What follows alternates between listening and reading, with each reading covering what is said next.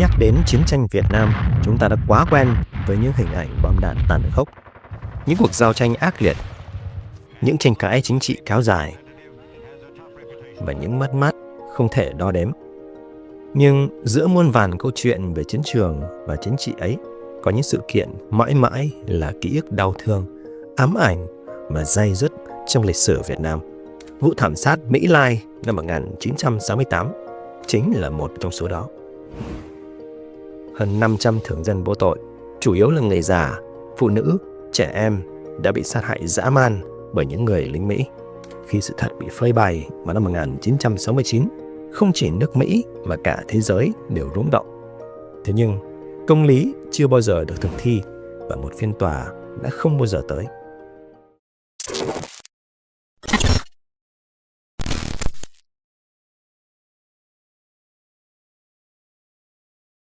Cuối năm 1969, Nhà Trắng vốn đã bận rộn lại càng trở nên hoang mang hơn sau khi mẩu tin của nhà báo trẻ Simon Hirsch được đăng tải trên hàng chục tờ báo Mỹ. Vụ lính Mỹ thảm sát dân thường ở Mỹ Lai, Quảng Ngãi, Việt Nam bắt đầu lộ diện và gây sốc trên toàn quốc. Chúng ta phải làm thế nào đây? Nixon hoang mang hỏi. Ông đã có quá đủ mối lo ở trong nước. Việc để xảy ra thêm một vụ bê bối khác ở chiến tranh Việt Nam không phải là thứ mà ông muốn nghe lúc này. Các lãnh đạo chính phủ Hoa Kỳ, các chuyên viên cấp cao của Nhà Trắng căng thẳng bàn bạc để tìm cách giải thích thông tin về vụ việc với công luận Mỹ. Ngày 21 tháng 11, trong một cuộc họp tại Hội đồng An ninh Quốc gia, cố vấn Henry Kissinger nhấn mạnh rằng Nhà Trắng cần phát triển một kế hoạch đối phó, thiết lập chính sách báo chí truyền thông và phải cố gắng duy trì bằng được một đường hướng thống nhất trong mọi phản hồi để ứng phó với báo chí và dư luận trong tương lai gần. 10 ngày sau, ngày 1 tháng 12, Nhà Trắng lập ra một đội đặc nhiệm cổ cồn trắng với các nhiệm vụ hạ uy tín của nhân chứng mà theo ghi chép của Chánh văn phòng Nhà Trắng Bob Haldeman, bao gồm sử dụng các chiêu bẩn nếu có thể và bảo đảm rằng những nhân viên công vụ có thẩm quyền liên quan không được phát ngôn hớ hênh khi trả lời báo chí. Song mọi nỗ lực của những chuyên gia truyền thông tốt nhất thế giới đều không có tác dụng trong một môi trường tự do thông tin và báo chí mạnh mẽ như ở Hoa Kỳ. Và sự kiện nhanh chóng trở thành cơn ác mộng truyền thông kinh hoàng nhất mà một tổng thống Hoa Kỳ có lẽ đã từng phải dàn xếp. Kém cỏi, rượu dã, uất ức, tàn độc. Mọi chuyện bắt đầu từ ngày 16 tháng 3 năm 1968. Đại đội Charlie hay đại đội C, Charlie Company, khi đó nhận được lệnh thực hiện một chiến dịch tìm và diệt quen thuộc trong chiến tranh Việt Nam. Đối tượng là một ngôi làng tại Mỹ Lai, phía bắc tỉnh Quảng Ngãi, thường được ghi trong bản đồ chiến thuật quân sự Hoa Kỳ với tên gọi Pinkville.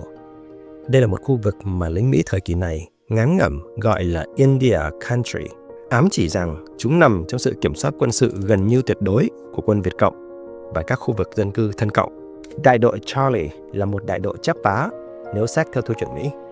Vừa thành lập không lâu, vào giữa năm 1967, đại đội này đã được thông báo rằng họ sẽ phải triển khai tác chiến ở Việt Nam. Sau đó, họ tham gia vào một chương trình huấn luyện ngắn gọn diễn ra trong vỏn vẹn tháng 11 năm 1967.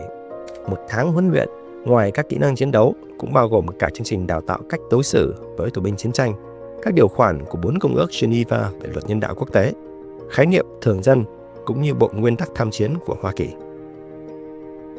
Người chỉ huy đại đội là William Kelly Jr., thường được gọi với biệt danh Kelly Loon.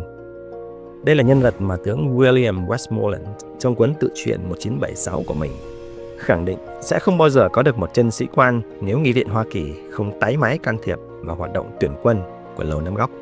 Ông chỉ trích chính sách lùi thời hạn nhập ngũ cho các sinh viên đại học, khiến cho quân đội Hoa Kỳ mất đi nguồn cung quân nhân chất lượng họ thường có và buộc phải hạ tiêu chuẩn tuyển quân. Về Kelly, anh ta có dáng vẻ bề ngoài kinh điển của một thanh niên vùng ngoại ô Florida thời kỳ này, cao khoảng 1m6, nhìn không khỏe mạnh lắm và rất khó đoán tâm trạng, không có gì nổi trội. Khi còn học trung học, Kelly chật vật vượt qua được một vài lớp ở trường cao đẳng cộng đồng địa phương trước khi bắt đầu chuỗi ngày lang thang nhảy việc. Vì không còn tiền nên khi nhận thư trình diện để được đánh giá lại cho việc tuyển quân, Kelly tham gia một cách hào hứng đến bốc đồng vào quân đội Hoa Kỳ. Tháng 3 năm 1967, chỉ tròn một năm trước vụ thảm sát Mỹ Lai, Kelly mới được bắt đầu đào tạo ở trường sĩ quan quân đội Hoa Kỳ và tốt nghiệp hạng 120 trên 156. Mặc dù thiếu trình độ và được đào tạo một cách vội vã, Calley lại trở thành chỉ huy trưởng của đại đội Charlie với một cái nhìn đơn giản về chiến tranh Việt Nam. Kẻ nào gắn với Việt Cộng đều là kẻ thù. Calley kể lại rằng ở trường sĩ quan, nhiều cựu chiến binh chia sẻ rằng khi tham chiến tại Việt Nam, họ không phân biệt được giữa kẻ địch và dân thường. Việc phe Việt Cộng tham chiến một cách thiếu quy củ và không tuân thủ các nguyên tắc về trang phục và trang bị vũ khí nhằm phân biệt thường dân và quân nhân, cùng với kiểu chiến tranh du kích, gây ra ảnh hưởng tâm lý nghiêm trọng lên một số quân nhân Hoa Kỳ. Calley là một trong số đó. Anh ta kể rằng kẻ nào ở đó cũng là Việt Cộng cả. Người già, đàn bà, hay thiếu niên, hay trẻ em đều là Việt Cộng. Trong bụng đàn bà là Việt Cộng. Tôi cá là có đến hàng ngàn viên Việt Cộng con sẵn sàng ra đời.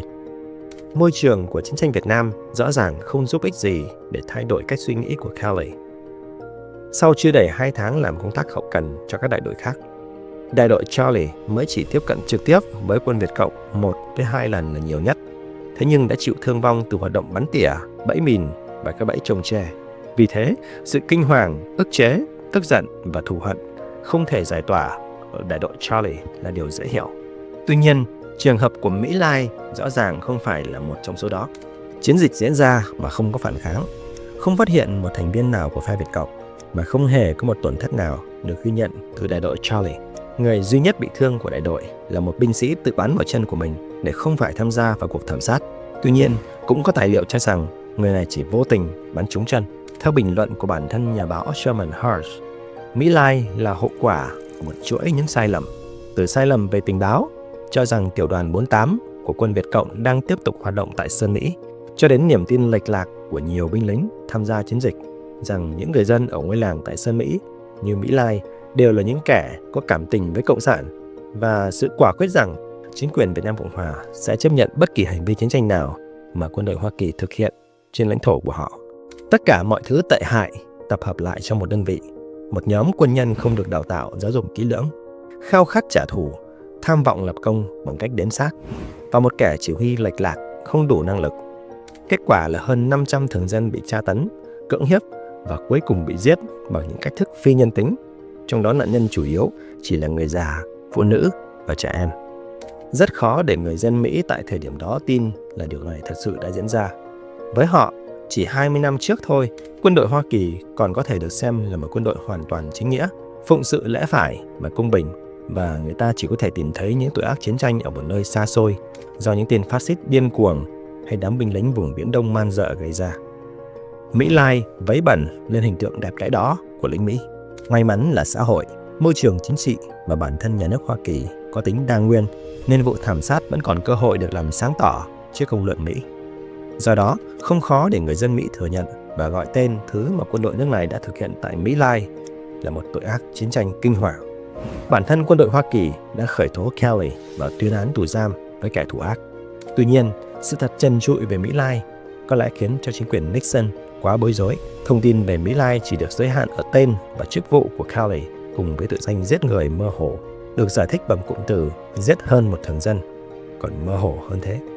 Hoa Kỳ đã quá quen thuộc với việc được xem là vị cứu tinh, không phải là kẻ tội đồ.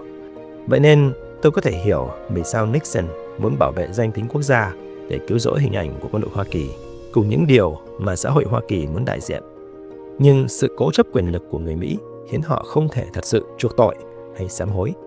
Hoa Kỳ từng là một trong những thành viên sáng lập quan trọng nhất của Tòa án Hình sự Quốc tế, Tòa Nuremberg cũng như Tòa án Quân sự Quốc tế vùng Viễn Đông. Họ là người ủng hộ hào phóng và mạnh mẽ nhất, là nhân tố năng động nhất của các tòa hình sự quốc tế khác như Tòa Hình sự Quốc tế Việt Nam Tư cũ hay Tòa án Hình sự Quốc tế về Rwanda. Nhưng đến khi nhận thấy các quân nhân, tướng lĩnh và quan chức Hoa Kỳ có khả năng trở thành đối tượng của các tòa án này, Hoa Kỳ lại trở mặt để giữ lấy chủ quyền quốc gia của mình. Năm 2000, Tổng thống Bill Clinton ký ban hành đạo luật ủy nhiệm quan hệ quốc tế, ngăn chặn các chính phủ hỗ trợ tài chính cho Tòa án Hình sự Quốc tế.